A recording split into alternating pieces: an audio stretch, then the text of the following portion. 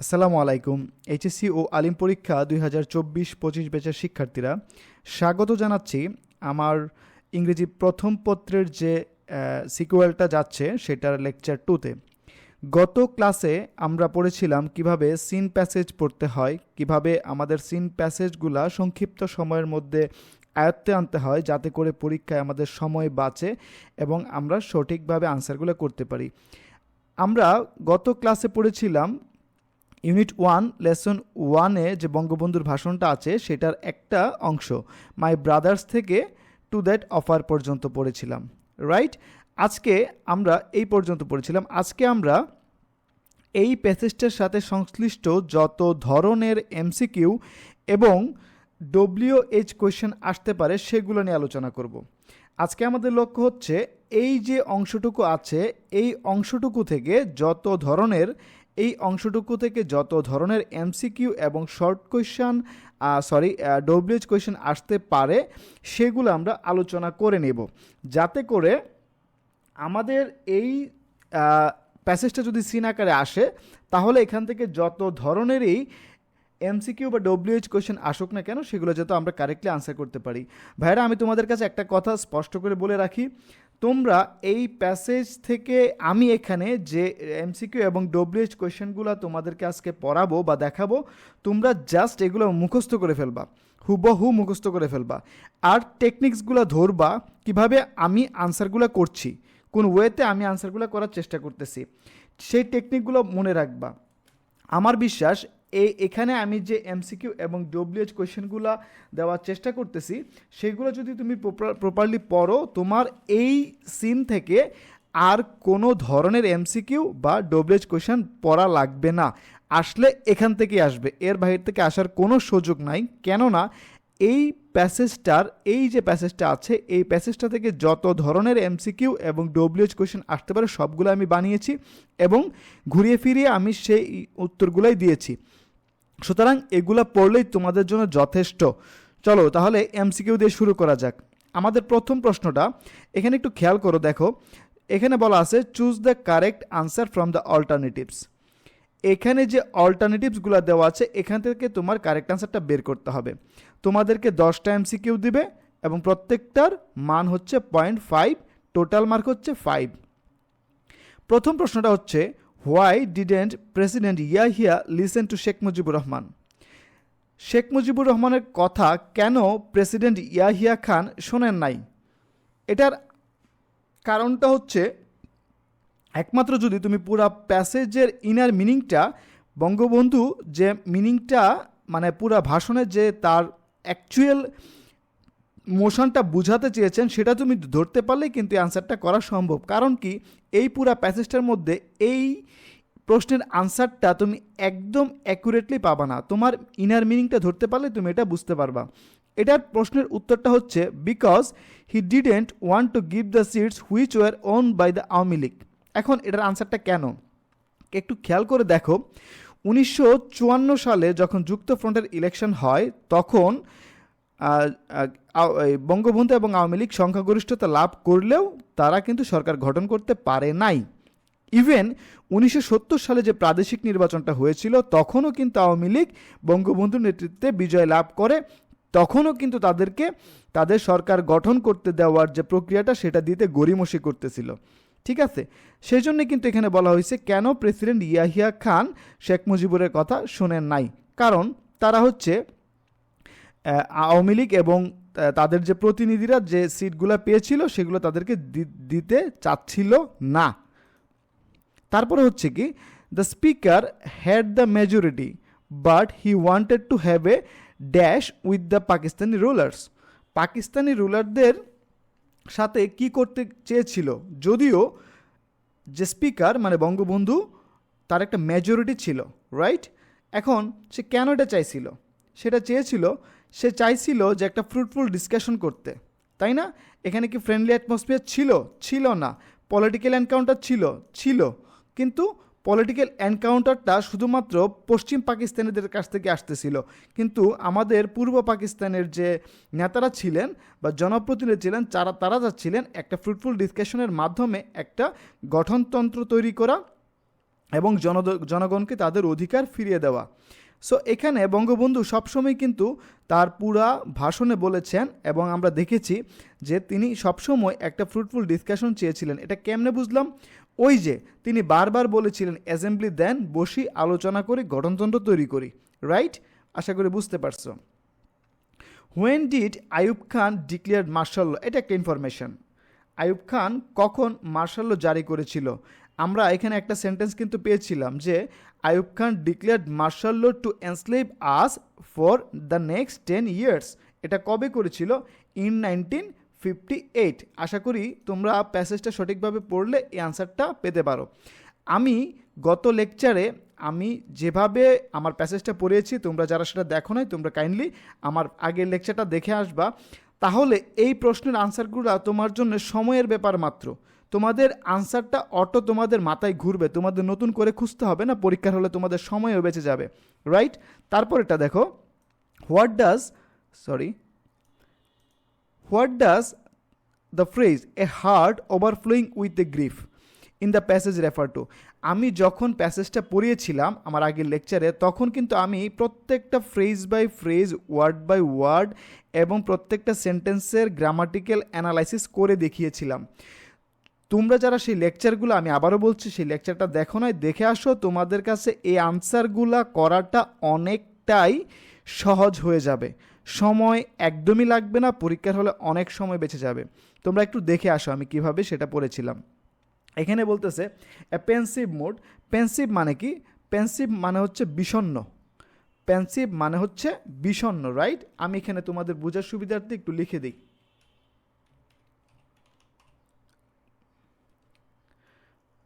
বিষণ্ণ। তারপর এটা হচ্ছে কি জোকান মাইন্ড। জোকান মানে কি? উৎফুল্ল। জোকান মানে হচ্ছে উৎফুল্ল। তারপর হচ্ছে কি অ্যাঙ্গার্ড মানে হচ্ছে বিরক্ত। রিলিভড মানে হচ্ছে একটা প্রশান্তি, কোনো একটা যন্ত্রণা থেকে প্রশান্তি। এখন কথা হয়েছে বঙ্গবন্ধু তার প্রথম যে ভাষণটা শুরু করেছিলেন, সেই ভাষণে তিনি একটা কথা স্পষ্ট করে বলেছেন যে I stand before you today with a heart overflowing with grief. এই কথাটা বলেছিলেন। এখন আপনাদের সামনে আমি আসছি আজকে একটা দুঃখ ভারাক্রান্ত মন নিয়ে, তার মানে এখানে দুঃখ। এই পেন্সিভ মুডটা হচ্ছে এখানে কারেক্ট আনসার। আশা করি তোমরা বুঝতে পারতেছো, কারণ তিনি একটা দুঃখ ভারাক্রান্ত মন নিয়ে এসেছিলেন। উৎফুল্ল মন নিয়ে আসেন নাই, বিরক্তিকর মন নিয়ে আসেন নাই, বা কোনো প্রশান্তিকর মন নিয়েও তিনি আসেন নাই। এখন কথা হচ্ছে দ্য ওয়ার্ড অ্যাওয়াশ মিনস। অ্যাওয়াশ মানে কি? আমি আমার ওই জায়গায় আবারও বলেছি, আমার ওই লেকচারে বারবার বলেছি, প্রত্যেকটা ওয়ার্ড ধরে ধরে আমি বুঝিয়ে আমার পুরো প্যাসেজটাকে অ্যানালাইসিস করে পড়িয়েছি। সো ওইটা যারা দেখেছো তাদের কাছে আনসারটা করা একদমই সহজ। সেটা হচ্ছে কভার্ড উইথ লিকুইড থিংস। অ্যাওয়াশ মানে হচ্ছে মানে কোনো একটা জিনিস লিকুইড, কোনো একটা কিছু ধুয়ে দেওয়া। তো আমাদের যে রাজপথগুলা ছিল তৎকালীন সময়, সেই রাজপথগুলা আমাদের ভাইয়ের রক্তে ধুয়ে দেওয়া হয়েছে। মানে এত পরিমাণ হত্যাকাণ্ড হয়েছিল, তখন আমাদের রাজপথগুলা রক্তে লাল হয়ে গিয়েছিল। সুতরাং এখানে অ্যাওয়াশ মানে হচ্ছে কভার্ড উইথ লিকুইড থিংস। আশা করি বুঝতে পারতেছো। Why did Ayub Khan fell from power? Ayub Khan কেন ক্ষমতাচ্যুত হয়েছিল? আইয়ুব খান কেন ক্ষমতাচ্যুত হয়েছিল? বন্ধুরা, আমি একটা বিষয় বলে রাখি, এটা একটা ইনফরমেটিভ একটা কোয়েশ্চেন, যেটার আনসারটা প্রপারলি আছে। আমি প্যাসেজটি একটু দেখিয়ে নিয়ে আসি, তোমাদের জন্য বুঝতে সহজ হবে। এই যে এখানে দেখো, when after the movement of 1969 Ayub Khan fell from power.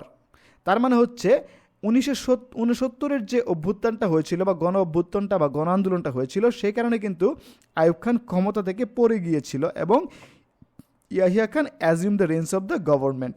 Right? সুতরাং 1969-এর গণ অভ্যুত্থানই ছিল আইয়ুব খানের ক্ষমতাচ্যুত হওয়ার মূল কারণ। এখানে 1 নাম্বারটা হচ্ছে সঠিক আনসার। আইয়ুব খান ক্ষমতাচ্যুত হওয়ার কারণেই হয়েছিল, কারণ 1969 সালের গণ অভ্যুত্থানের কারণে। তারপরে হচ্ছে একটা সেন্টেন্স এখানে দিয়ে হচ্ছে ইনভার্টেড কমা দিয়ে, you must hold the session of the national assembly on 15 January to whom Sheikh Mujibur Rahman had said this. এখানে জানুয়ারি না, এটা হবে ফেব্রুয়ারি, কারণ বঙ্গবন্ধু 15 ফেব্রুয়ারিতে এটা দিতে রিকোয়েস্ট করেছিলেন। রাইট? এটা এই যে বঙ্গবন্ধু এই যে আহ্বানটা রেখেছিলেন, এটা কার কাছে রেখেছিলেন? বঙ্গবন্ধু এই আহ্বানটা রেখেছিলেন প্রেসিডেন্ট ইয়াহিয়া খানের কাছে। প্রেসিডেন্ট ইয়াহিয়া খানকে তিনি রিকোয়েস্ট করেছিলেন যে আপনি এই যে অ্যাসেম্বলির যে সেশনটা সেটা আপনি 15ই ফেব্রুয়ারি রাখেন। বাট ইয়াহিয়া খান বঙ্গবন্ধুর কথা কিন্তু শুনেন নাই, তিনি শুনেছিলেন ভুট্টো সাহেবের কথা। তিনি বলেছিলেন মার্চের প্রথম সপ্তাহে অ্যাসেম্বলি বসবে, রাইট? সুতরাং এখানে সঠিক অ্যান্সার হচ্ছে president Yahya Khan. What does the word restore refer to? আমি যখন পড়িয়েছিলাম তখন রিস্টোর মানে দুইটা ওয়ার্ড বলেছিলাম, একটা হচ্ছে রিএস্টাবলিশ আর একটা হচ্ছে রিইনস্টেট। এই প্যাসেজে রিইনস্টেট আছে। রিস্টোর মানে কি? রিস্টোর মানে হচ্ছে পুনঃপ্রতিষ্ঠা করা, মানে কোনো একটা জিনিস আগে ছিল সেটাকে পুনঃপ্রতিষ্ঠা নতুন করে এস্টাবলিশ করে দেওয়া। এখানে রিপ্লেস মানে কিন্তু রিস্টোর না, রিপ্লেস মানে হচ্ছে কি কোনো একটা জিনিসকে অন্য আর একটা জিনিস দ্বারা পুনঃস্থাপন করা বোঝায়। সুতরাং রিস্টোর মানে রিপ্লেস হবে না, রিস্টোর মানে রিইনস্টেট অথবা রিএস্টাবলিশ, রাইট? এটা হচ্ছে পুনঃপ্রতিষ্ঠা।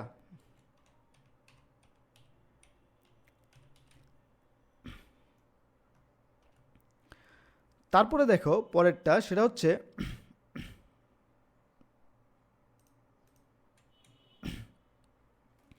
How many ট্রেজিক years have we passed through? খুবই সহজ আনসার, 23 ইয়ার্স। কারণ 1947 সালের পর থেকে 71 সাল পর্যন্ত 48 থেকে হিসাব করলে সেটা 23 বছরেই দেখা যায়। এবং বঙ্গবন্ধু তার ভাষণে বলেছেন আমরা 23 বছর পর্যন্ত করেছি। আমি যেভাবে পড়িয়েছি আমার সেশন ফার্স্ট লেকচারে, সেভাবে যদি তোমরা একটা সিন প্যাসেজ পড়ো তাহলে তোমাদের জন্য এই আনসারগুলো হচ্ছে নামমাত্র সময়ের ব্যাপার। একটু খেয়াল করবা, নামমাত্র সময়ের ব্যাপার। Which of the cities are awash with the blood of our brother? Bangabandhu তার ভাষণে কয়েকটি জায়গার নাম উল্লেখ করেছিলেন। এখানে তোমাদেরকে একটু পাজেল করে দিবে, এই দেশের নামগুলো, এই দেশের বিভিন্ন জেলা বা বিভাগের নামগুলো দেওয়া আছে, বাট বঙ্গবন্ধু তার ভাষণে যে কয়টা জেলা বা বিভাগের নাম মেনশন করেছেন সেগুলোই হবে এখানে কারেক্ট আনসার, রাইট? সেটা তোমাদেরকে এখান থেকে বের করে নিতে হবে। খুলনা, ঢাকা, রংপুর, চট্টগ্রাম, রাজশাহীটা এখানে মিসিং, তার মানে এই না যে এটা সঠিক আনসার না, এটা সঠিক আনসার। তোমাকে দেখতে হবে কোনটা বঙ্গবন্ধু বলেন নাই কিন্তু অপশনগুলো আছে। সিলেটের কথা বঙ্গবন্ধু বলেন নাই কিন্তু অপশন এখানে আছে। দিনাজপুরের কথা বলেন নাই কিন্তু এখানে আছে, তার মানে এটা ভুল আনসার। তারপরে হচ্ছে বরিশালের কথা বলেন নাই কিন্তু এখানে আছে, একমাত্র সঠিক আনসার হচ্ছে এটা।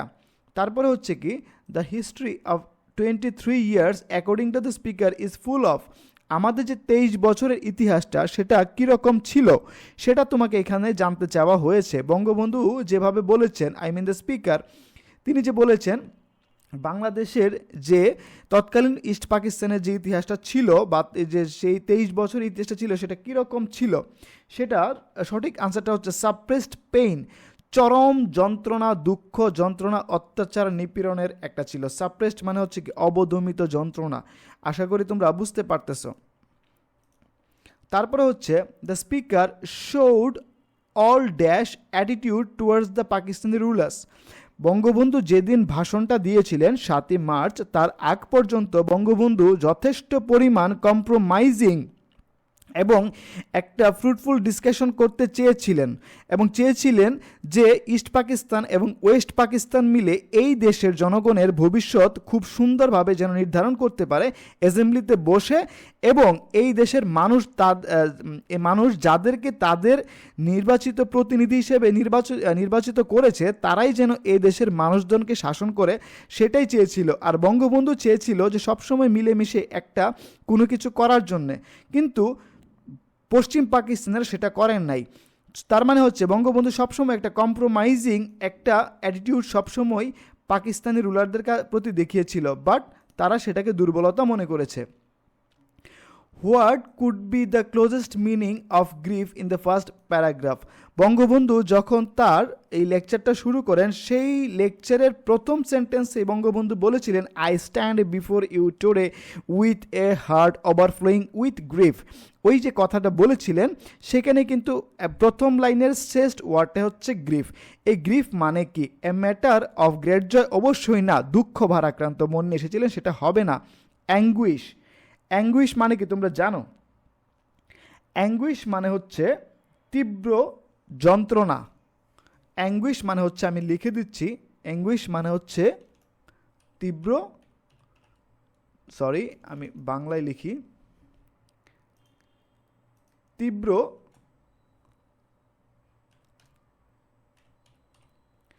যন্ত্রণা। তার মানে এখানে একমাত্র এই একটা জিনিস, কারণ joy, delight, matter of great joy এগুলো কখনোই হতে পারে না, কারণ গ্রিফ মানে হচ্ছে একটা যন্ত্রণা, দুঃখের কথা, অ্যাঙ্গুইশ মানে তীব্র যন্ত্রণা, সুতরাং এখানে এটাই হচ্ছে একমাত্র correct answer. The word import in line two refers to, 2 number লাইনে বা সেন্টেন্সে ইম্পোর্ট যে ওয়ার্ডটা আছে সেটার অ্যাকচুয়াল মিনিংটা কি প্যাসেজের অনুসারে। ইম্পোর্ট মানে তো আমদানিও বোঝায়, তার মানে এখানে আমরা ইম্পোর্ট কি আমদানি দিয়ে দিব? অবশ্যই না। আমরা এখানে এমন একটা ওয়ার্ড চুজ করব যেটা কি না প্রপারলি মিন করে সঠিক আনসারটা কোনটা, তাই না? প্যাসেজ অনুসারে ইম্পোর্ট মানে হচ্ছে উদ্দেশ্য, তাৎপর্য, একটা ঘটনার অন্তর্নিহিত মিনিং। আপনারা সবই জানেন এবং বুঝেন। ইউ আন্ডারস্ট্যান্ড দেয়ার ইম্পোর্ট মানে কি, তাদের যে কার্যক্রমগুলো হচ্ছিল সেটার উদ্দেশ্য বা তাৎপর্যটা আপনারা বুঝেন। তাদের উদ্দেশ্য বা তাৎপর্যটা কখনো আমাদের প্রতি ফেভারেবল ছিল না, সুতরাং এখানে ইম্পোর্ট মানে হচ্ছে সিগনিফিক্যান্স। আশা করি বুঝতে পারতেছো। The word repeatedly means, repeatedly মানে কি আমি আগেই বলেছিলাম আমার প্যাসেজে, আমি বারবার বলতেছি তোমরা আমার আগের লেকচারটা দেখে আসো, তাহলে তোমাদের কাছে আনসারগুলো করার সময়ের ব্যাপার মাত্র। কারণ প্রত্যেকটা সেন্টেন্সের গ্রামাটিক্যাল ফর্মুলা, তারপরে প্রত্যেকটা সেন্টেন্সের মধ্যে ইম্পর্টেন্ট ওয়ার্ডগুলো পার্ট অফ স্পিচ, এবং প্রত্যেকটা সেন্টেন্সের মধ্যে ইম্পর্টেন্ট যে ওয়ার্ডগুলো আছে সেগুলার মিনিং সব কিছু আমি কিন্তু ধরিয়ে ধরিয়ে দেখিয়েছি। এখানে রিপিটেডলি মানে হচ্ছে বারংবার, মানে হচ্ছে ফ্রিকুয়েন্টলি, ফ্রিকুয়েন্টলি মানে হচ্ছে কি বারবার। আশা করি ধরতে পারতেছ। দ্য ওয়ার্ড ড্রাফট, ড্রাফট মানে কি একটা নকশা, ড্রাফট মানে হচ্ছে নকশা।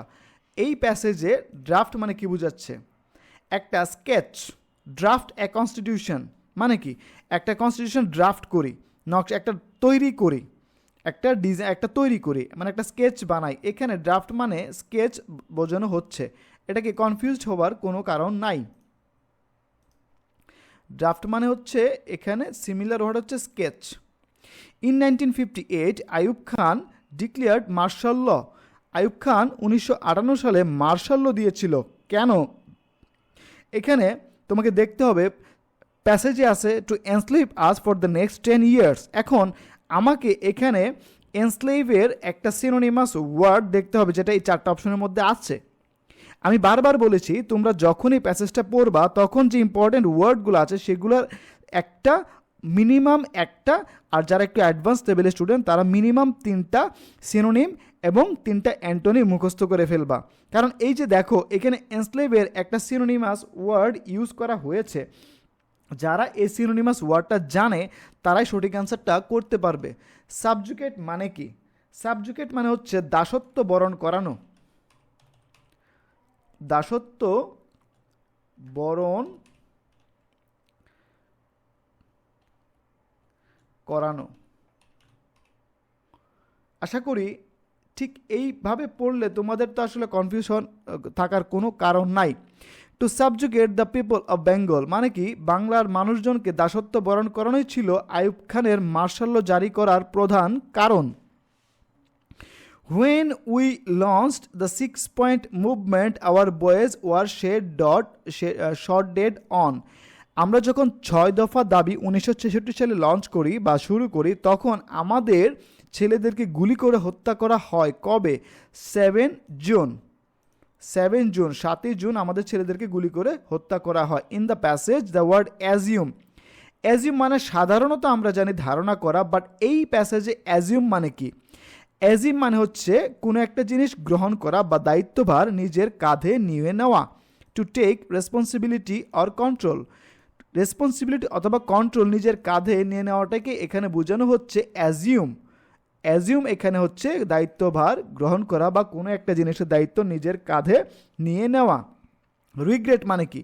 রিগ্রেট মানে আমরা জানি হচ্ছে রিপেন্ট, অনুশোচনা করা, দুঃখ করা, এরকম কোনো কিছু বোঝায়, রাইট? সো এইখানে রিগ্রেট মানে হচ্ছে এ ম্যাটার অফ সরো, রিপেন্ট দুঃখ, এ ম্যাটার অফ সরো অথবা এ ম্যাটার অফ রিগ্রেট রিপেন্ট, এরকম কোনো কিছু এখানে বোঝানো হচ্ছে। দ্য ওয়ার্ড ট্র্যাজিক, ট্র্যাজিক মানে কি? ট্র্যাজিক মানে হচ্ছে আমরা বলি না যে ট্র্যাজিক হিরো, তার মানে কি বিষাদময়, বিরহের নায়ক, বিরহের নায়ক, এরকম কোনো কিছু বোঝানো হচ্ছে। দুঃখ, করুণাময়, এরকম। তো ট্র্যাজিক মানে এখানে হচ্ছে প্যাথেটিক, প্যাথেটিক মানে হচ্ছে কি করুণাময়, করুণাকর, এরকম কোনো কিছু বোঝায়। Ayub Khan declared martial law for next 10 years, এটা খুব সহজ, এটা নিয়ে আলোচনা করার কিছু নাই। The word inflict, inflicts mentioned in the passage means, inflict মানে কি কারোর উপর কোনো কিছু চাপিয়ে দেওয়া, কারোর উপর কোনো কিছু আরোপ করা বোঝায়। সো এখানে ইনফ্লিক্ট মানে কি সেটা তোমাকে সিনোনিমাস ওয়ার্ডটা খুঁজে বের করতে হবে। আরোপ করা, ইম্পোজ মানে হচ্ছে আরোপ করা, সুতরাং ইম্পোজ মানে যেহেতু আরোপ করা, প্যাসেজে আছে ইনফ্লিক্ট অন আস, সুতরাং এখানে ইম্পোজটা কারেক্ট আনসার।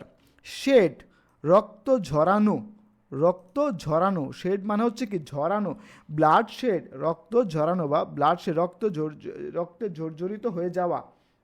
সো এখানে ব্লাড শেড মানে কি, এই শেড মানে কি এক্সিউড, এক্সিউড মানে হচ্ছে ঝরানো। সো এখানে এক্সিটটা হচ্ছে correct answer. What is the meaning of the word assembly? Assembly মানে কি? অ্যাসেম্বলি মানে হচ্ছে আমরা সাধারণত কি জানি, অধিবেশন, সংসদ অধিবেশন, আমরা তো শুনেছি তাই না?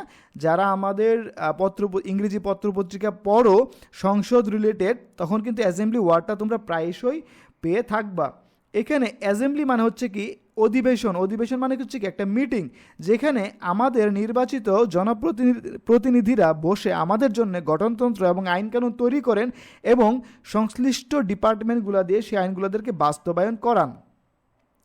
তারপরে হচ্ছে কি এনস্লেভ, ওই যে দাসত্ব করানো, এটা আমরা আগেও পড়েছি।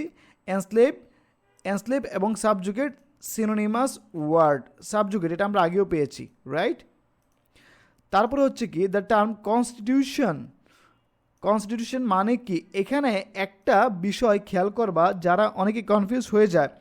অ্যাডমিনিস্ট্রেশন মানে হচ্ছে প্রশাসন, রাইন মানে হচ্ছে সাম্রাজ্য, কোড অফ কন্ডাক্ট মানে হচ্ছে কি আচরণবিধি, আর কোড অফ লজ হচ্ছে আইনবিধি। তুমি যখন কোনো একটা প্রতিষ্ঠানে কাজ করবা, সেই প্রতিষ্ঠানের নিজস্ব কিছু আচরণবিধি থাকে, সেই আচরণবিধিটাকে বলে কোড অফ কন্ডাক্ট। বাট তুমি যখন এটা টোটাল কান্ট্রির কথা বলবা, জনসাধারণের জন্য একটা সার্বিক একটা নিয়ম কানুন তৈরি করবা, তখন এটা হবে কোড অফ লজ। সো এখানে কোড অফ কন্ডাক্ট এবং কোড অফ লজের মধ্যে কনফিউজ হওয়া যাবে না। কনস্টিটিউশন মানে হচ্ছে code of laws. The meaning of the word torture, torture মানে কি অত্যাচার করা, টর্চার মানে হচ্ছে অত্যাচার করা। সো এখানে টর্চারের সিনোনিমাস ওয়ার্ডটা তোমাকে খুঁজে বের করতে হবে। এখানে হচ্ছে অপ্রেশন, দমন, পীড়ন, যন্ত্রণা দেওয়া, অপ্রেশন। আশা করি তোমরা এই যে প্যাসেজগুলো থেকে যে দেখো টর্চার পেয়েছো, কনস্টিটিউশন পেয়েছো, এনস্লেভ পেয়েছো, অ্যাসেম্বলি পেয়েছো, শেড পেয়েছো, ইনফ্লিক্ট পেয়েছো, তারপরে হচ্ছে কতগুলো ইনফরমেশন পেয়েছো, ট্র্যাজিক পেয়েছো, হ্যাঁ, রিগ্রেট, অ্যাজিউম, এইগুলো হচ্ছে এই পুরা প্যাসেজের মধ্যে ড্রাফট সবচেয়ে গুরুত্বপূর্ণ ওয়ার্ড। এবং আমার বিশ্বাস তোমরা যদি এইগুলো পড়ো, এক্সামে তোমরা এইগুলো থেকেই আনসার পাবা। সবচেয়ে মজার বিষয় কি জানো, তোমরা যদি প্রত্যেকটা প্যাসেজের মধ্যে যে গুরুত্বপূর্ণ ওয়ার্ড বা ফ্রেজগুলো আছে সেগুলো যদি ভালো করে মুখস্থ করে ফেলো বা জানো, তাহলে শুধুমাত্র বোর্ড পরীক্ষায় না, তোমরা অ্যাডমিশনেও এটার ফলাফল ভোগ করতে পারবা। দেখবা অনেক প্রশ্নই, অনেক কিছুই এখান থেকে সরাসরি চলে এসেছে, যেগুলো তোমাদের জন্য খুবই হেল্পফুল হবে। যারা সত্যিকার অর্থে নিজেদেরকে বিশ্ববিদ্যালয়ে দেখতে চায়, তারা শুধু বোর্ড পরীক্ষায় A+ পাওয়াকে টার্গেট করে এগোচ্ছে না, তারা নিজেদেরকে একটা ভালো পর্যায়ে নিয়ে যাওয়ার জন্যে প্রিপারেশনটা এখন থেকেই পড়তেছে। ফান্ডামেন্টাল যে বেসমেন্ট আছে সেটাকে এখন থেকেই তারা ক্লিয়ার করে করে এগোচ্ছে, এবং সেই জন্যে এই পদ্ধতিতে পড়ার কোনো বিকল্প নাই। এখন আমরা প্রশ্ন পড়ব। Answer the following questions, short question, 5টা দেওয়া থাকবে, প্রত্যেকটার মান 3। এই প্যাসেজ থেকে আমাদের যত ধরনের শর্ট কোয়েশ্চেন বা ডব্লিউএইচ কোয়েশ্চেন আসতে পারে সেইগুলো আমরা এখন আলোচনা করব শুধুমাত্র এই অংশটুকু থেকে। পরের লেকচারে আমরা বঙ্গবন্ধুর যে পরের আরেকটা এই লেসনের আরেকটা অংশ নিয়ে আলোচনা করব এবং সেটা থেকে এমসিকিউ এবং শর্ট কোয়েশ্চেন আলোচনা করব। ঠিক একইভাবে প্রত্যেকটা লেসন থেকে প্রত্যেকটা লেসনের যে পার্ট থাকবে সেটা থেকে ইনফরমেশন ট্রান্সফার অথবা ফ্লো চার্ট এবং সামারি কীভাবে তৈরি করতে হয় সেটাও আমরা লেকচার বাই লেকচার দেখিয়ে দেব। এখন আমরা ডব্লিউএইচ কোয়েশ্চেনটা দেখি।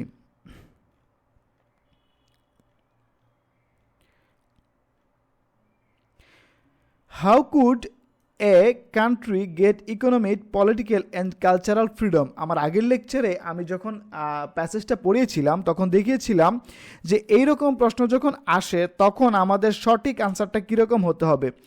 এইটার যে আনসারটা সেটা ওই প্যারাটার মধ্যেই তার ক্লুটা দেওয়া আছে। আমি একটু দেখে আসি তারপরে সঠিক আনসারটায় যাই যে ওই যে এই কথাটা যে কোন প্যারায় আছে এবং সেখানে কি দেওয়া আছে। এই যে thereby get economic political and cultural freedom, এই কথাটা এখানে দেওয়া আছে। এখানে হচ্ছে কি ন্যাশনাল অ্যাসেম্বলির কথাটা আছে, তারপরে হচ্ছে কনস্টিটিউশন ফর আওয়ার সেলফ এই কথাটা আছে, বিল্ড আওয়ার কান্ট্রি এই কথাটা আছে, রাইট। এই তিনটা ক্লুই মূলত হবে আমার এই কোয়েশ্চেনের আনসার। চলো তাহলে আনসারটা দেখে নেই। তোমরা জাস্ট প্রশ্নটা বুঝবা, আগে প্রশ্নটা বোঝার চেষ্টা করবা, তারপরে আমি এখানে যে আনসারটা দিয়েছি সেটা নোট করে জাস্ট ওটা পড়ে ফেলবা। এর বাহিরে দিলে তুমি 3 থেকে 3 মিনিমাম তুমি 2.5 পাবা, এটা গ্যারান্টি দিয়ে বলতে পারি। Economic political and cultural freedom is ensured, এটা নিশ্চিত করা হয় যায় যখন দ্য ডেমোক্রেটিক্যালি ইলেক্টেড রিপ্রেজেন্টেটিভস, মানে কি গণতান্ত্রিকভাবে নির্বাচিত জনপ্রতিনিধিরা অফ দ্য কান্ট্রি ওই দেশের ওয়ার্ক প্রপারলি। এখন কথা হচ্ছে এই যে ডেমোক্রেটিক্যালি ইলেক্টেড রিপ্রেজেন্টেটিভস তারা কোথায় কাজ করে? তারা কাজ করে ইন দ্য অ্যাসেম্বলি, অধিবেশনে বা মিটিংয়ে তাদের যদি কাজ ঠিকঠাক মতো করে and create an effective constitution for the country, এবং তারা যদি এই সংশ্লিষ্ট দেশের জনগণের জন্য একটা কার্যকরী গঠনতন্ত্র তৈরি করে তবেই কিনা একটা দেশের মানুষজন economic political and cultural freedom পেতে পারে, তাই না? এবং তারা যদি সঠিকভাবে তাদের অ্যাসেম্বলিতে কাজ করে এবং একটা এফেক্টিভ কনস্টিটিউশন তৈরি করে তাহলে ওই দেশের মানুষজনের অনেক উন্নতি হবে, দেশের উন্নতি হবে, এবং দেশের উন্নতি মানেই হচ্ছে একটা দেশের জনগণের economic political and cultural freedom. So the answer is economic political and cultural freedom is ensured when the democratically elected representatives of the country work properly in the assembly to create an effective constitution for the country। দেখো এক কথাতেই ছোট্ট একটা সেন্টেন্সের মাধ্যমে আমি সবগুলা information ঢুকিয়ে দিয়েছি, এবং এটা কখনোই প্যাসেজ থেকে কপি পেস্ট করা না, একমাত্র আমি আমার নিজের প্রাঞ্জল ভাষায় এটাকে লিখেছি। এবং আমার বিশ্বাস ঠিক এতটুক ভাষায় অল্প কথায় তুমি যদি তোমার সঠিক কথাটা তুলে ধরতে পারো, টিচার অনেক বেশি খুশি হবেন এবং তিনি তোমাকে পরিপূর্ণ নাম্বারটা দিতে বাধ্য।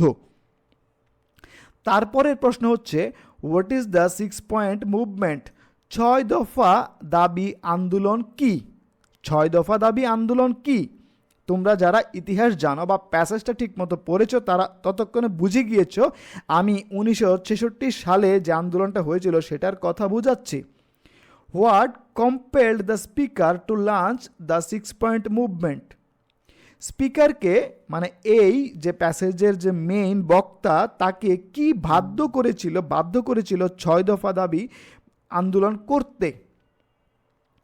এখানে দেখো the movement based on 6 point, 6 দফার উপর ভিত্তি করে যে আন্দোলনটা হয়েছিল সেটাই হচ্ছে 6 দফা দাবি আন্দোলন।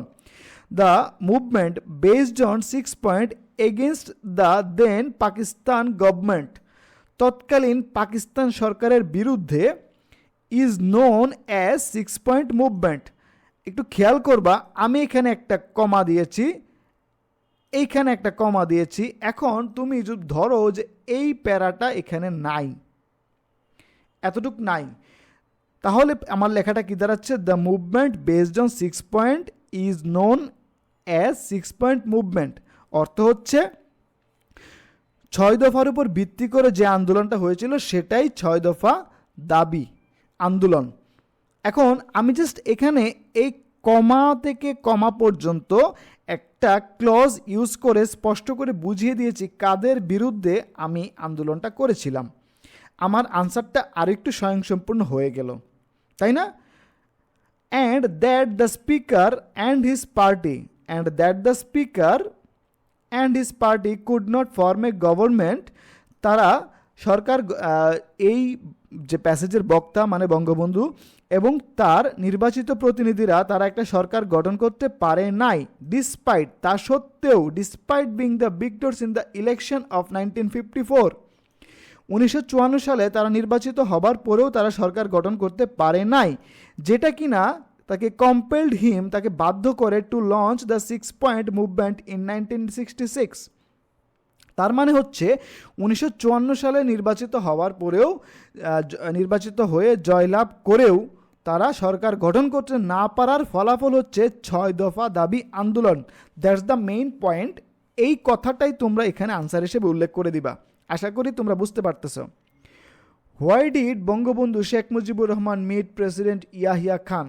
বঙ্গবন্ধু শেখ মুজিবুর রহমান কেন ইয়াহিয়া খানের সাথে দেখা করেছিল বা সাক্ষাৎ করেছিল? একটা স্পষ্ট একটা বিষয় এখানে। 15 ফেব্রুয়ারি না? প্যাসেজে কি ছিল, রাইট? একটু দেখে আসি তো। 15 ফেব্রুয়ারি, এখানে ভুল আছে আনসারটা। এটা হবে 15 ফেব্রুয়ারি। বঙ্গবন্ধু শেখ মুজিবুর রহমান হ্যাড মেড, দেখা করেছিল প্রেসিডেন্ট ইয়াহিয়া খান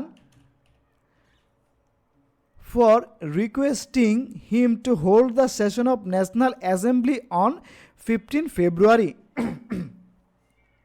15 ফেব্রুয়ারিতে অধিবেশন দেওয়ার জন্য বঙ্গবন্ধু শেখ মুজিবুর রহমান প্রেসিডেন্ট ইয়াহিয়া খানকে একটা রিকোয়েস্ট করার জন্যে তার সাথে সাক্ষাৎ করেছিলেন। অ্যাজ সিম্পল এজ ওয়াটার, একদম short answer. How is the history of Bengal described? তৎকালীন পূর্ব পাকিস্তানে আমাদের যে বাংলার ইতিহাসটা কেমন ছিল সেটা তুমি তোমার নিজের ভাষায় ডিসক্রাইব করো। এখানে প্যাসেজে একটা কথা উল্লেখ আছে, বঙ্গবন্ধু বারবার বলেছিলেন বাংলার মানুষ বাংলার ইতিহাস রক্তে রঞ্জিত ইতিহাস, বাংলার ইতিহাস অত্যাচার যন্ত্রণা বঞ্চনার ইতিহাস, বাংলার মানুষের ইতিহাস 23 বছরের অত্যাচার ও নিপীড়নের ইতিহাস। আমি আমার নিজের ভাষায় বললাম, বঙ্গবন্ধু আরও সুন্দরভাবে বলেছিলেন। এই কথাটাই এখানে তুলে ধরতে হবে কিভাবে আমাদের বাংলার ইতিহাসটাকে ডিসক্রাইব করা যায়। The history of Bengal written by blood of Bengal people. এই যে এখানে আমি কমা দিয়ে এই একটা ক্লজ এখানে ঢুকিয়ে দিয়েছি, তারপরে তুমি ধরো এটা নাই। The history of the Bengal is the history of deprivation, oppression and suppression. আমি এই সেন্টেন্সটার মাঝখানে দুইটা কমা দিয়ে একটা ক্লজ অ্যাড করে দিয়ে এই সেন্টেন্সটাকে আরও স্বয়ংসম্পূর্ণ করেছি। তোমরা যখন একটা আনসারকে শর্ট করতে যায় বা তখন কিন্তু এরকম কমা দিয়ে একটা ক্লজ ঢুকিয়ে দিয়ে সেন্টেন্সটাকে শর্ট করতে পারো, প্লাস জিনিসটা দেখতেও সুন্দর এবং প্রাঞ্জল মনে হয়। It is a horrible being deprived and dominated history of 23 years. এটা হচ্ছে বঞ্চিত হওয়ার এবং শোষিত হওয়ার 23 বছরের করুণ ইতিহাস। এখানে দেখো আমি কি বলেছি, একটা সেন্টেন্সে সবগুলো, দুইটা সেন্টেন্সে সব বুঝিয়ে দিয়েছি। Written by blood of Bengal people একটা, তারপরে বলতেছি history of deprivation, operation and suppression, এবং আবার বলতেছি horrible being deprived and dominated history of 23 years. So এই যে কথাটায় আমার কিন্তু সবগুলা ইনফরমেশান চলে এসেছে এবং এই তিনটা কথা ধারাই কিন্তু আমি আমার বাংলার ইতিহাসটাকে ডিসক্রাইব করতে পারি। অ্যাকচুয়ালি এক্সামিনার এটাই তোমার কাছ থেকে জানতে চেয়েছেন। সাইট মানে কি? উল্লেখ করা বা বিবৃতি দেওয়া। প্রদান করা, এরকম কোনো কিছু। Cite an example of democratic view of the speaker, মানে কি গণতান্ত্রিক একটা চর্চার একটা নমুনা এখানে তুমি দেখাও। এই প্যাসেজে বঙ্গবন্ধু শেখ মুজিবুর রহমানের একটা গণতান্ত্রিক পরিচর্চার বা গণতান্ত্রিক দর্শনের একটা উদাহরণ তুমি এখানে উল্লেখ করো। দ্য স্পিকার কমা দিয়ে বঙ্গবন্ধু পারসিস্টেন্টলি ধারাবাহিকভাবে মানে বারবার রিকোয়েস্টেড অনুরোধ করেছেন দ্য প্রেসিডেন্ট ইয়াহিয়াকে তিনি বারবার রিকোয়েস্ট করেছেন to hold the session of national assembly. তিনি প্রেসিডেন্ট ইয়াহিয়া খানকে বারবার রিকোয়েস্ট করেছেন তিনি অ্যাসেম্বলি দেওয়ার জন্যে। কেন? Two uphold the merits of democracy, গণতন্ত্রের যে সুযোগ সুবিধা সেটা তুলে ধরার জন্যেই তিনি বারবার অ্যাসেম্বলি দেওয়ার প্রস্তাব করেছেন। হি অলসো টোল্ড দ্যাট, তিনি আবারও বলেছেন যে the problem if any would be solved in the assembly through discussion, সংসদের মধ্যে বা অ্যাসেম্বলিতে ডিসকাশনের মাধ্যমে যত ধরনের সমস্যা আছে সবগুলাই তিনি আলোচনার মাধ্যমে সমাধান করতে চান। সংসদে যখন একটা দেশের নির্বাচিত জনপ্রতিনিধিরা বসে আলোচনার মাধ্যমে একটা দেশের সমস্যাগুলো সমাধান করতে যায়, এটাই হচ্ছে মূলত একটা গণতান্ত্রিক পদ্ধতি, আর এটাই হচ্ছে বঙ্গবন্ধুর গণতান্ত্রিক দর্শন। This attitude of the speaker represents the Democratic view. আমি আশা করি বুঝাইতে পারতেছি যে গণতান্ত্রিক ভিউটা কী। তারপরে প্রশ্ন হচ্ছে, why did president Ayub Khan declare martial law? Ayub Khan কেন মার্শাল ল দিয়েছিল? একদমই সহজ উত্তর, টু এনস্লেভ এখানে এটা হবে না, to enslave Bengalis for the next 10 years. To enslave Bengalis for the next 10 years, বাংলার মানুষকে দাসত্ব বরণ করানোর জন্য পরবর্তী 10 বছরের জন্য Ayub Khan martial law declare করেছিল। তারপরে কি, what was the outcome of the movement of 1969? 1969 সালের গণ অভ্যুত্থানের ফলাফলটা কী ছিল?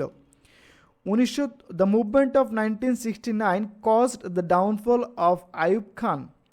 আইয়ুব খানের ক্ষমতাচ্যুত হওয়ার একমাত্র কারণ ছিল 1969 গণ অভ্যুত্থান বা গণ আন্দোলন। The people protested the evil design of Ayub Khan. Ayub খানের যে নীল নকশা ছিল সেটা এই দেশের মানুষজন প্রতিরোধ করেছে। কনসিকুয়েন্টলি, পরিণামে, এখানে কনসিকুয়েন্টলি মানে হচ্ছে পরিণামে, হি ফেল ফ্রম পাওয়ার, সে ক্ষমতাচ্যুত হয়, এবং Yahya Khan assumed the range of the government.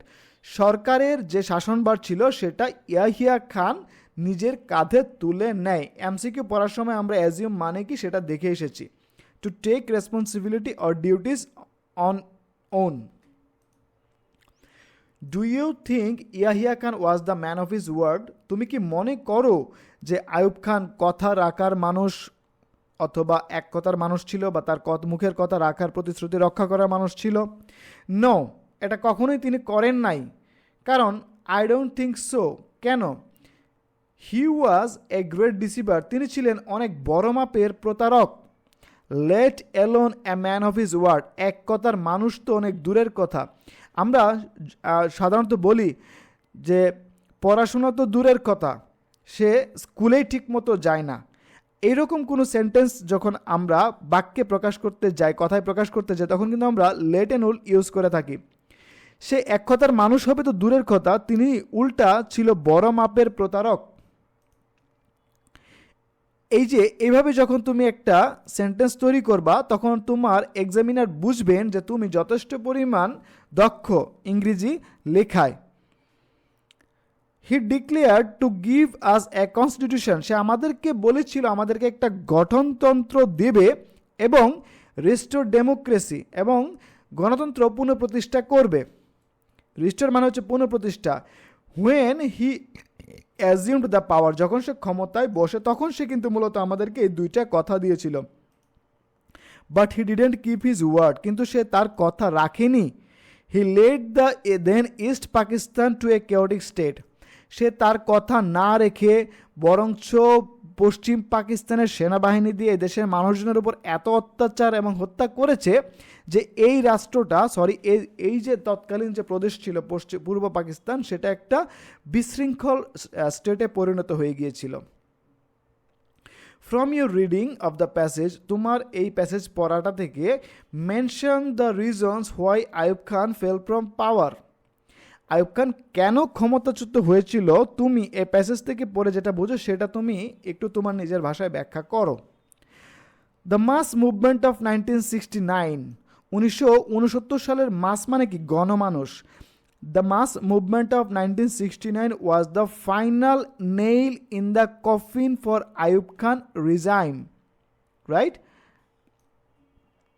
Final nail in the coffin মানে কি? আশা করি বুঝতে পারতো। সেটা হচ্ছে কফিনের শেষ পেরেক, মানে শেষ বৃত্তটা আঁকা, একদম লাস্ট পয়েন্ট, যে এরপরে একটা জিনিসের পরিসমাপ্তি। কিসের পরিসমাপ্তি? আইয়ুব খানস রিজাইন, মানে আইয়ুব খানের শাসনামলটার শেষ হয়েছে। কখন? The mass movement of 1969। যেহেতু as the then whole East Pakistan took part in the movement against Ayub Khan,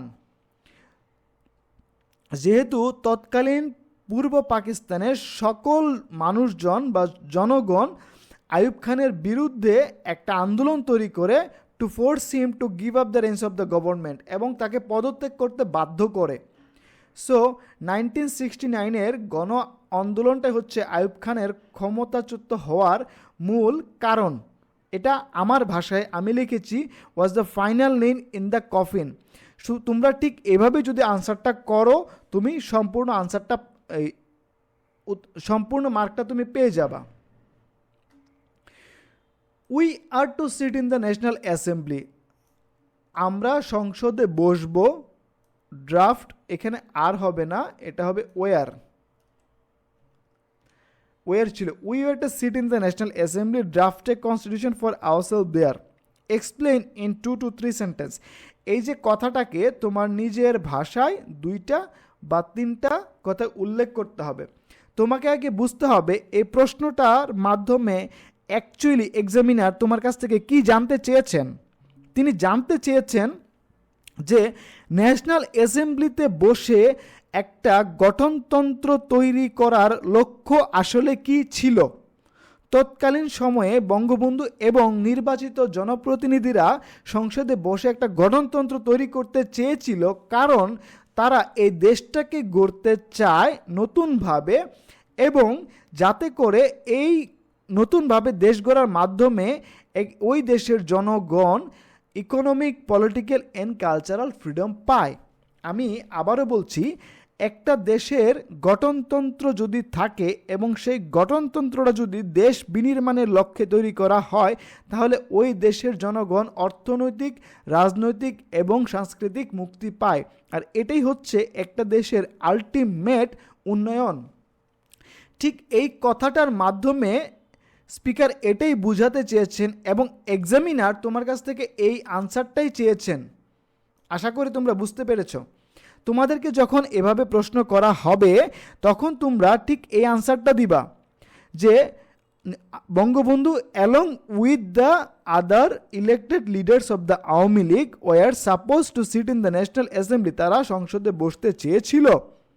তাদের উদ্দেশ্য ছিল, their aim was to draft a constitution, তারপর হচ্ছে কি, and build the country so that the people of this land could get economic, political and cultural freedom. এই যে কথাটা অনেক ক্ষেত্রে অ্যাডমিশনে রিটেন পার্টেও আসতে দেখা যায়, এবং ঠিক এভাবে তোমাদেরকে 2-1টা সেন্টেন্সের মাধ্যমে এক্সপ্লেন করতে বলা হতে পারে। Do you know the period mentioned as the 23 tragic years? 23 tragic years, তুমি কি এই যে পিরিয়ডটার কথা বলা হয়েছে 23 বছরের করুণ ইতিহাস, মানে 23 ট্র্যাজিক ইয়ার্স, এটার ব্যাপারে তুমি কিছু জানো কি? Why was the period termed as tragic, এটাকে কেন দুর্বিষহ বা দুঃখময় বলা হয়েছে? Explain in your own words, তোমার নিজের ভাষায় এটাকে ব্যাখ্যা করো। ইয়েস আই নো, আমি জানি কেন এটাকে দুঃখ ভারাক্রান্ত বলা হয়। এই পিরিয়ডটা কতটুক ছিল? It was the period between 1947 and 1970। 1947 থেকে 1970 পর্যন্ত সময়টাকেই মূলত এই 23 বছরের ইতিহাস বলা হয়। এখন কথা হচ্ছে এটাকে কেন ট্র্যাজিক বলা হয়? বিকজ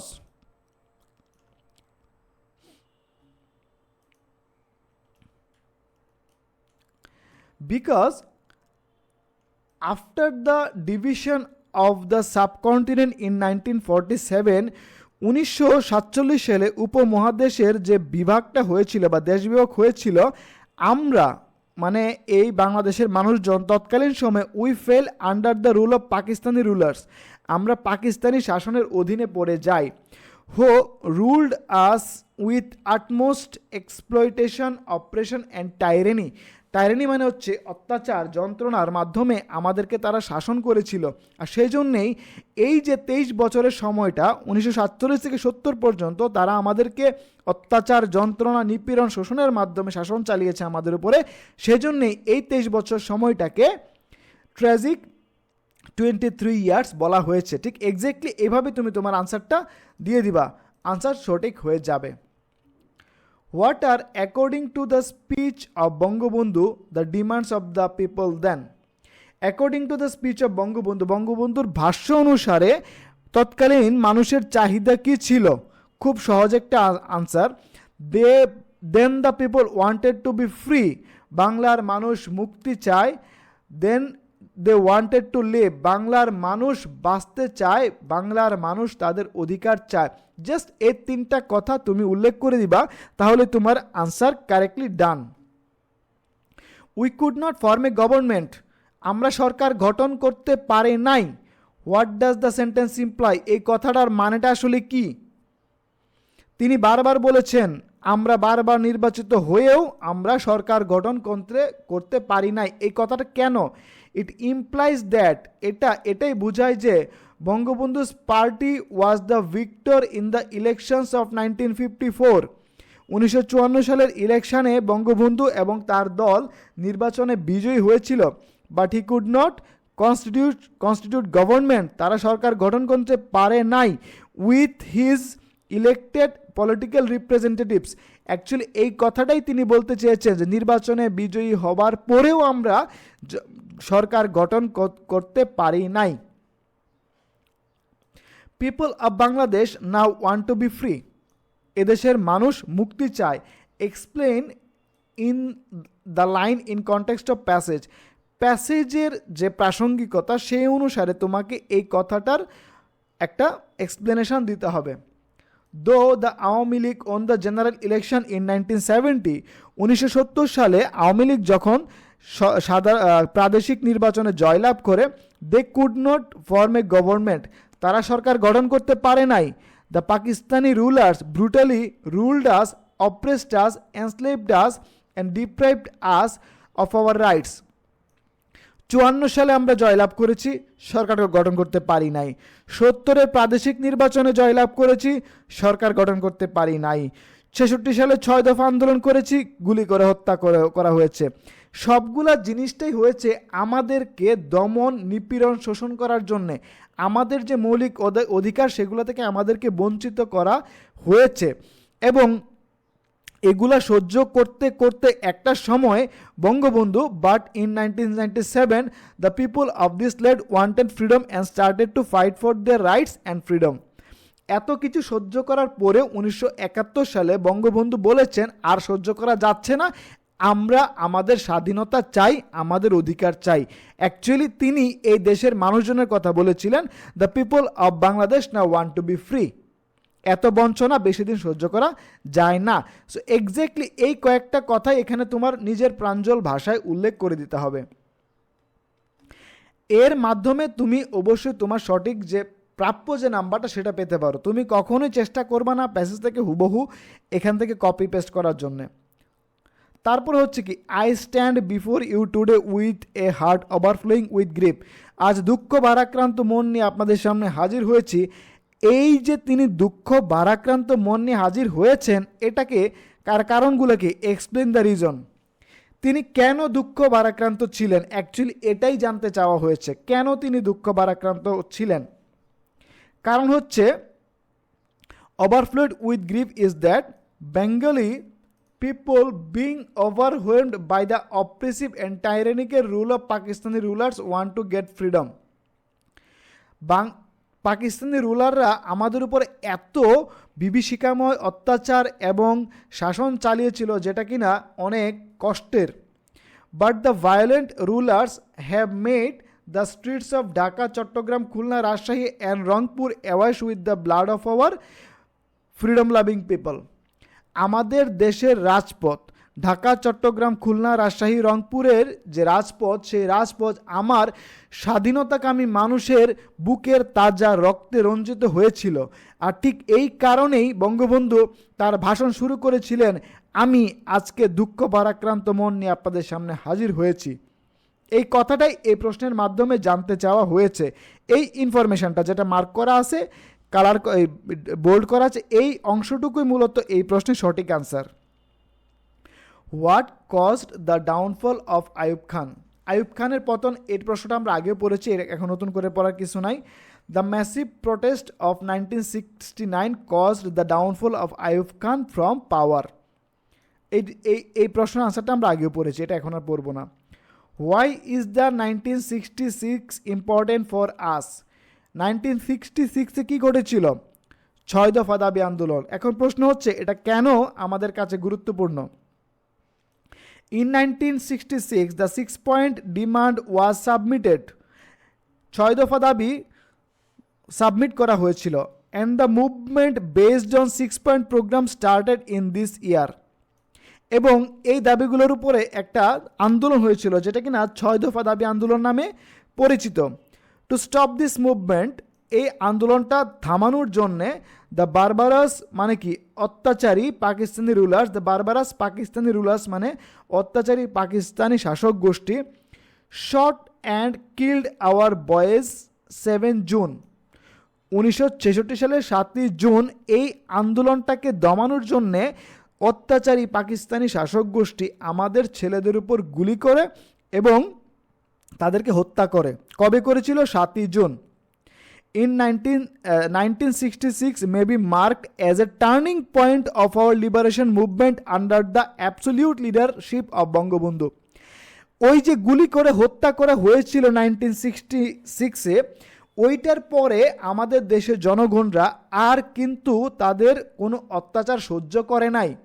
তারা তারপরে প্রতি ধাপে ধাপে ঘুরে দাঁড়িয়েছে এবং যে নীল নকশাটাই করা হয়েছে সেটাকে প্রতিরোধ করার চেষ্টা করেছে।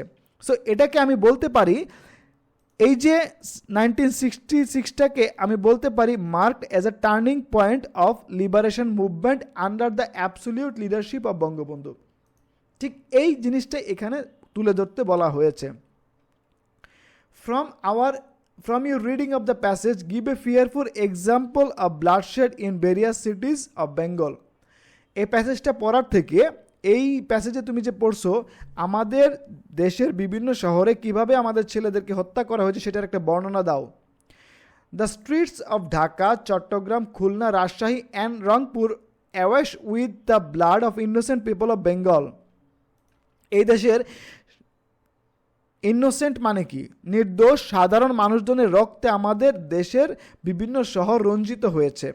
The massacre was accomplished by the autocratic government of former Pakistan when Bangladesh known as East Pakistan. এই যে ম্যাসেক্রেটা কারা করেছিল? accomplished by সংগঠিত হওয়া কাদের মাধ্যমে? by the autocratic government of former East Pakistan. এই কথাটাই মূলত এখান থেকে জানতে চাওয়া হয়েছে। লাস্ট প্রশ্ন, what is the speciality of the history of Bengal mentioned in the passage? এই দেশের যে হিস্ট্রিটা ছিল সেটার স্পেশালিটিটা কি, এটাকে ব্যাখ্যা করতে বলা হয়েছে। খেয়াল করো, according to the passage, the speciality of the history of Bengal is that it is full of stories of torture inflicted upon the Bengalis, বাংলার মানুষের উপর অত্যাচারের ইতিহাস।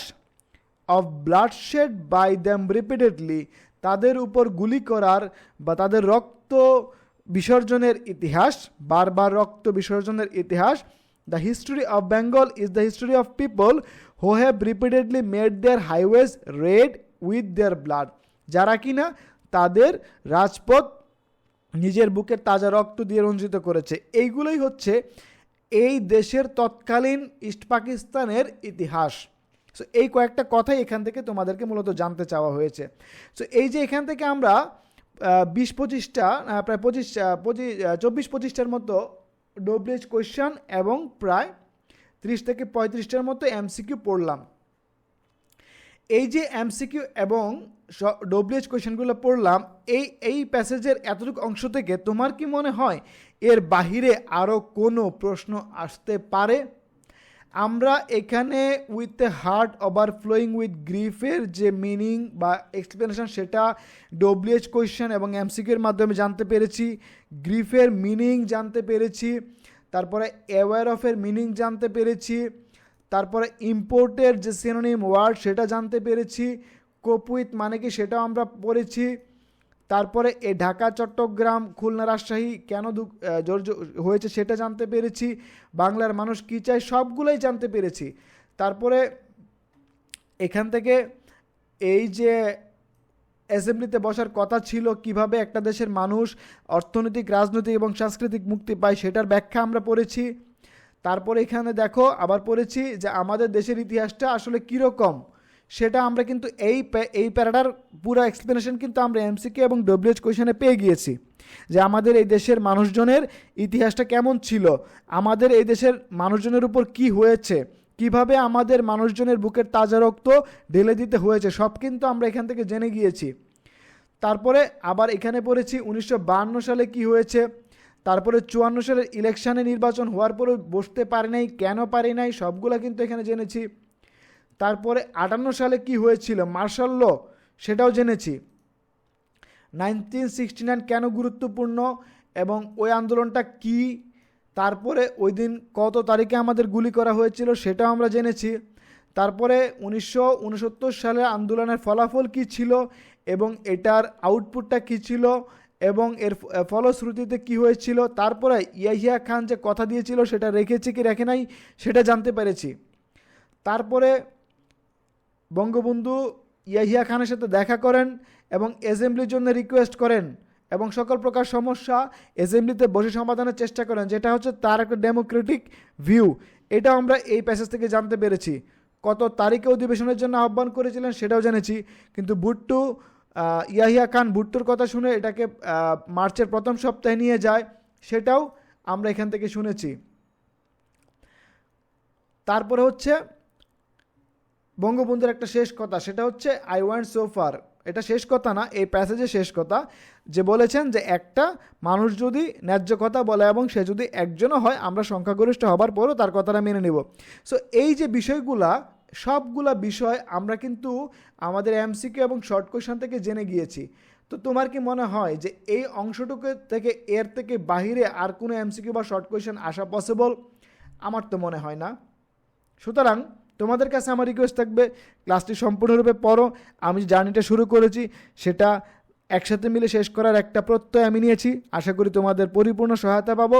দেখা হবে পরবর্তী লেকচারে। আর হ্যাঁ, আগামীকাল রাত 10:30 আমার ফেসবুক আইডি ইংলিশ ক্লাসরুম থেকে মূলত আমি এই কোর্সটা লাইভে যাব। আশা করি তোমরা আমার সাথে থাকবা। দেখা হবে। এবং তোমরা 24 এবং 25 উভয় ব্যাচের জন্য এটা খুবই গুরুত্বপূর্ণ। দেখা হবে পরবর্তী লেকচারে। আসসালামু আলাইকুম।